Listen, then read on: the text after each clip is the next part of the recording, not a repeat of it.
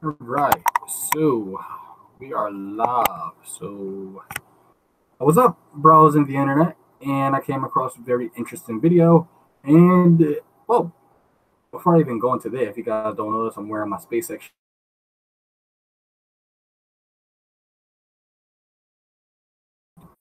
and like exploring your universe. Then what have you been doing with your life? But I'm going to have a very good uh, show today. I'm going to be responding to Holy Kool-Aid. Holy Kool-Aid, your video caught my attention, and so I'm going to be doing a scholarly response to the things you said.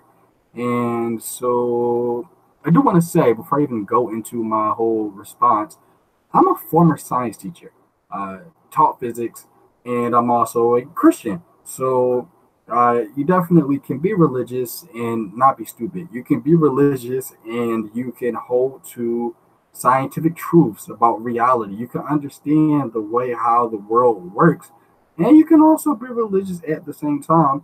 And the two actually are complementary and not opposing. So I definitely want to showcase that. Oh, I need some water.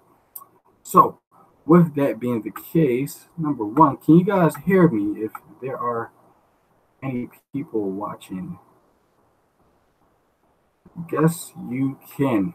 So, I shall begin. I have a sticky note. There we go.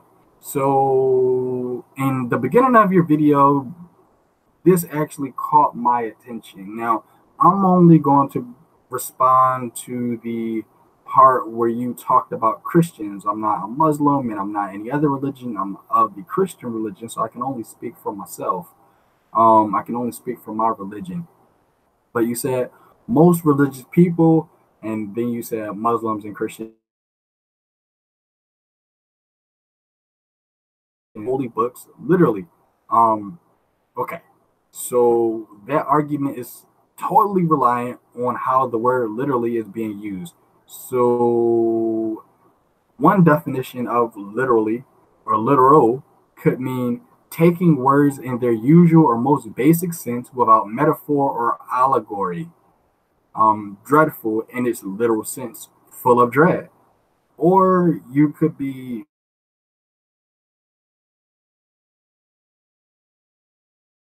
you being somebody who's a science advocate.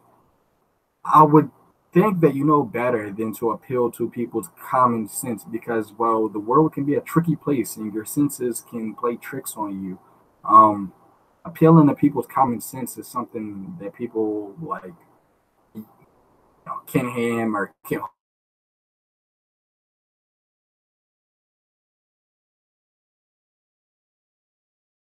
You take it literally in the sense that you take it in its original ancient Near Eastern context. That's how you take it literally. You take it in its original perspective. So, a very good example of this is the Tower of Babel. Most people say that the Tower of Babel was about how people were building a tower so they could go to heaven, and God was afraid. Um, no, that is not what the Tower of Babel story is about at all. But you would never know that if you didn't know its original Near Eastern perspective. So the Tower of Babel story is about how people in the ancient Near East would build towers so they could summon gods, so that their gods could be at their own personal disposal. And so go and they make a specific tower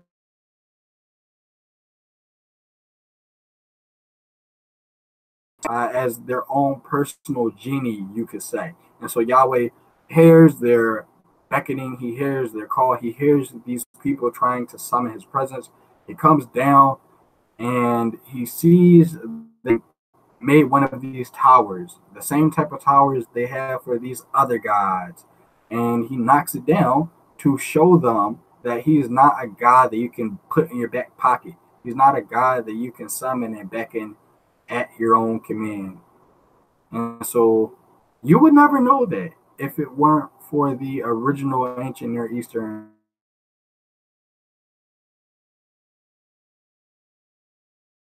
living this original English context from your Bible, you would never get that unless you did some scholarly digging into the culture and into the context and the actual literal uh, interpretation of the Tower of Babel. Um, Anything else anybody has told you is wrong. So, going into something else you said Christians should look at the Bible the same way we now look at Greek mythology. Oh boy. So, Western people think that the word myth means untrue. So, though that is one definition and is popular, another definition, the definition of the word that scholars use it in, is a myth is a story explaining a natural event, a social phenomenon that involves a supernatural or out of the ordinary, or you could say more out of the everyday elements, or it could include supernatural beings. So, if I told you about how I got my job, it would sound like a story opposed to a list of times and different places. The mythos would come in where I would talk about the rare improbabilities of how I got my job against all odds. And we hear stories like that all the time. As a matter of fact, this just happened where the Eagles won their very first Super Bowl. That will be a myth. That will be a legend. That will be a mythos that something really, really extraordinary happened against all odds, against all other improbabilities. And so here is your mythos. Here is your legend. It could also be an event where people throw God into the mix, right? So it can be, and it could be extraordinary circumstances, even with a God being mentioned in the mythos. But that doesn't take away from the natural events of the account. So let's say that you know these gods don't exist, right? All these Greek gods, let's say they don't exist, which we know they don't, right? I don't think anybody believes in those gods nowadays. There could be,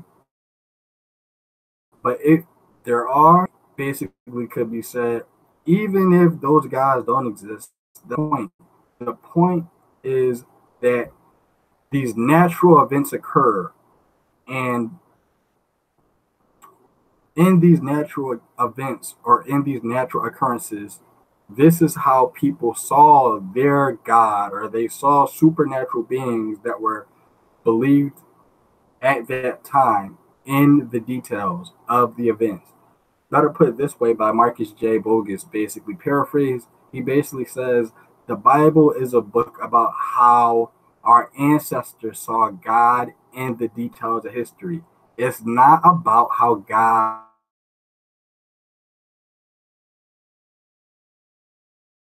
people are writing about real events and real places at real times, and they're writing about how they believe God is in these different events.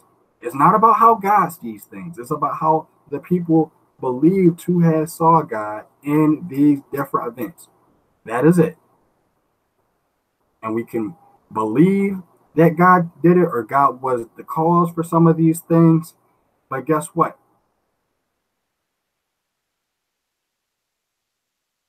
That's not saying as a textbook. Um, Literal interpretations of pseudoscientific texts are not without.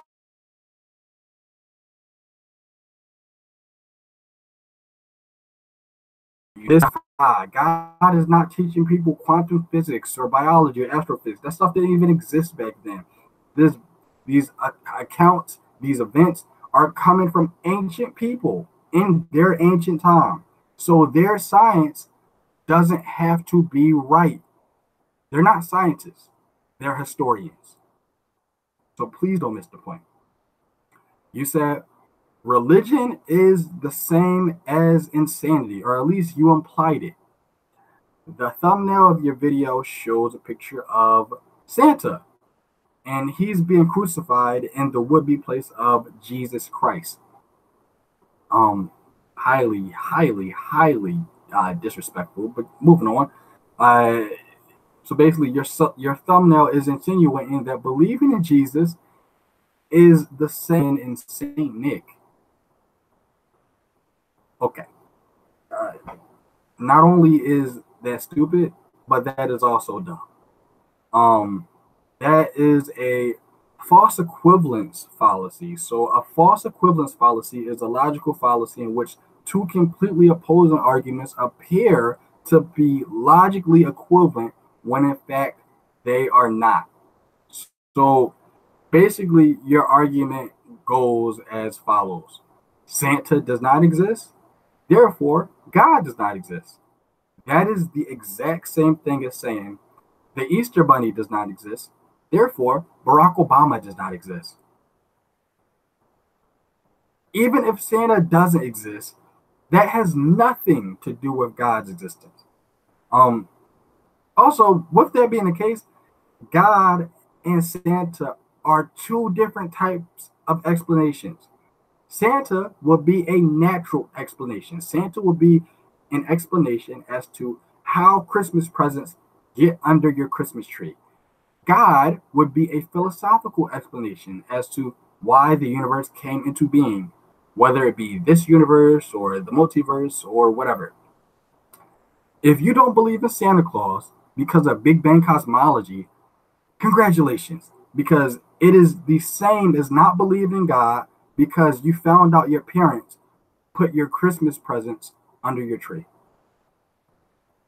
It just makes no sense. Um,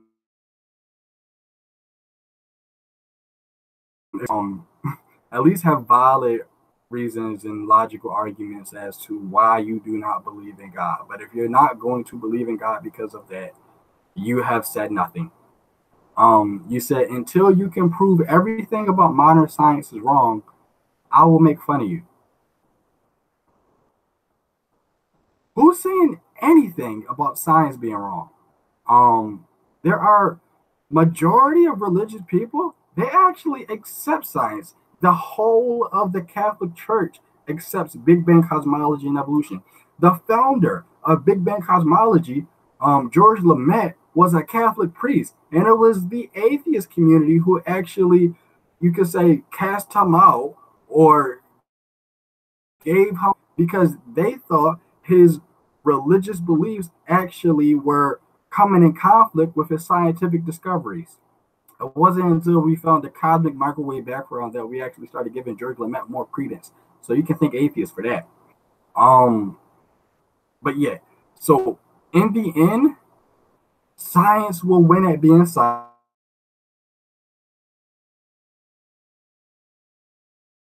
Religion can balance the two. It shows that you are confusing two different fields of knowledge. Like I said, if you don't believe in God because you found out your parents got your Christmas presents, you're doing it wrong. Um, Lastly, I know your video was basically pointing or insinuating to the fact that religion has not given us anything that society can benefit from. Once again, you are not able to balance two different ideas in opposing fields, or in different fields that do not oppose. So let me just help you out. Actually, if you didn't know, religion gave us philosophy, and philosophy gave us better arguments for math, and better math gave us physics. So you could say faith and science are distant cousins. So with that being said, maybe we can have a back and forth. Maybe I can talk to you or you can talk to me and we can enlighten one another, or maybe I can enlighten you. Because you definitely have jumped into this atheism thing rather without knowing much. So you get back to me when you can. And yeah, until next time, good luck and good night. Hope you guys liked my video.